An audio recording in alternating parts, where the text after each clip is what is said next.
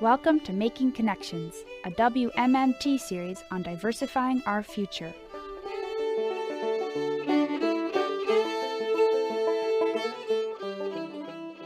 "2014 marked the 50th anniversary of President Lyndon B. Johnson famously declaring America's war on poverty from a front porch in Martin County, Kentucky. Today, poverty has decreased, but Eastern Kentucky continues to rank last in the nation in terms of health, wealth, and well-being. When the war on poverty is talked about, it's often written off as a failure. But as the SOAR initiative tries to tackle once again the issues our region faces, it's worth looking backwards to that transformative time to ask what really happened and what can we learn from it. Robert Shaffer, age 84, and Hollis West, 83, are now retired and live in Berea and Lexington, respectively. They came from different worlds, but their paths crossed in the 1960s when they both moved to the mountains to work with the community action agencies set up through the war on poverty. My feelings were always toward having people involved in their lives. Hollis West. And the original legislation for the poverty program, all the community action programs was supposed to have 1/3 poor people on the board, 1/3 local officials, and 1/3 agencies. And I believed that stuff. I thought, well, that's really what I want to do. West grew up in a coal mining family in southern Illinois. After joining the Air Force and going to college on the GI Bill, he worked in job training and community action agencies in Michigan, upstate New York, and West Virginia, before landing a position as head of the Community Action Agency in Knox County in 1965. The office, OEO, had funded an 8-county Cumberland Valley Community Action Agency. Robert Shaffer. Which was in the hands of those people used to running everything, the politicians and the school system. And they refused to involve the poor, which was part of the legislation, the maximum feasible participation of the poor in the decision-making process. And so, the Federal Office of Economic Opportunity, or OEO, took all the money back. And they sent Shaffer, who is originally from New Jersey, to Knox County as a technical assistant with the explicit goal of making sure more poor people were involved. From the beginning, their approach was different from the local officials.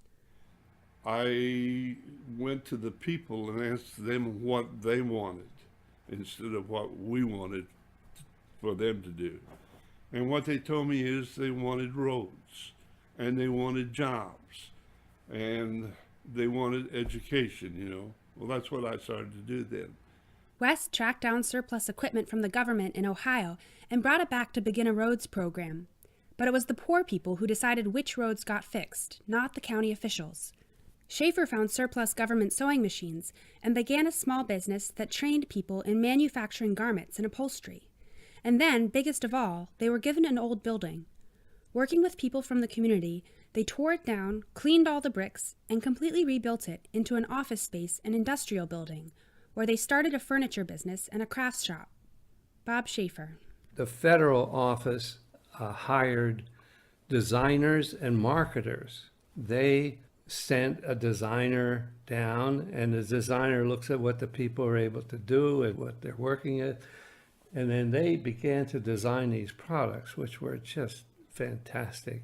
One of the ones, it was a mother pig with little babies snap-ons, and children just really loved these.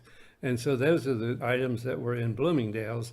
And then they were in Marshall Field's in Chicago. They were in Neiman Marcus in Dallas. They were in stores in Los Angeles. It amazes me when I look back at it. See, this is what it's hard to help people to understand today, what it meant to the poor people to see that building and see that this belonged to the poor. Perhaps their capstone achievement was founding JobStart in 1968 with a board that was 50% poor people. JobStart became the Kentucky Highlands Investment Corporation, which continues to this day. By the early 1970s, the furniture business was grossing around $2.5 million annually. But it wasn't all a rosy picture.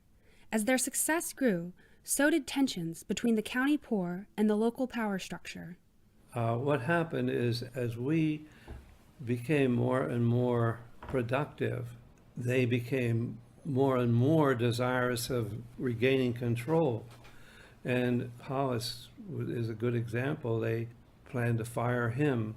The night that was to occur, Hollis spent the afternoon before on the local radio calling out all of the people he knew, the politicians and leaders who were going to come to fire him.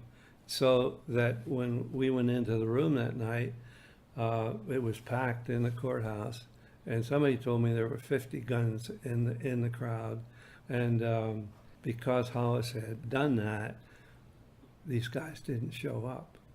And the people, if you can imagine, the people sensed that they had won, and it was just a tremendous lift for everybody. The other thing, I hired a guy as one of my top officials that had been a bootlegger and actually spent some time in prison. And in essence, he was my bodyguard. People didn't fool with him. So they probably would have killed me if it hadn't been for him. I mean, they, at one time, they tried to burn the craft store down and things like that. But I mean, it was a real battle. I have such admiration for Hollis because of his courage. He was really in a very tight spot, and he just never knuckled under. And you see, people respond to strength like that, and it gives them strength. For Shaffer, it was that sense of teamwork and solidarity that was the most meaningful and critical element of their work, and it's the part that he most holds on to when looking back. One of the things in Night Comes the Cumberlands that I appreciated is at the end, he said, talks about the economic depression of Eastern Kentucky, but he said more tragic is the depression of spirit, which left people listless, hopeless, and without ambition. Now, do you see, that spirit was exactly what came alive in this experience that we had together. And to me, that's what's lacking in the whole SOAR business. It's the same people who are used to determining how things are done, and they've got to have the people who make up the majority of the population of Eastern Kentucky to be there and feel ownership and be active and be in the decision making. So it's just a shame to see this history repeated. Same thing's happening. They're going in and there's no participation of poor people. You know, now they may get a couple of people that looks poor on the books, and you know, but it's the same crap that's gone on forever. And I'm sad to see that. To me, that's where it stands right now. It bothers me to hear people talk that the war on poverty was a failure, that it was a waste of money. Boy, talk to those people who were part of this experience that I described, they wouldn't say that. And many of those people today are still, their children were in Head Start, got employment and training in the program, and they have gone on, some of them to college, some of them, to business. They would not say, boy, that was a failure. People began to see a positive possibility for their lives. The election of Richard Nixon in 1968 led to the eventual disbanding of OEO and an end to the war on poverty. How can you judge? I mean, those people would not have been where they were. You can't judge people by how many jobs they got. Did it change their view about the way that the world works?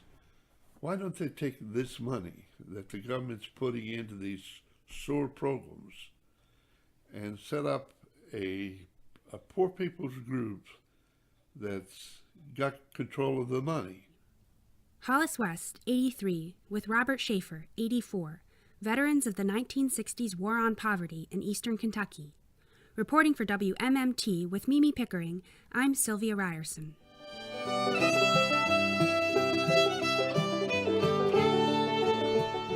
Making Connections is brought to you by WMMT Mountain Community Radio.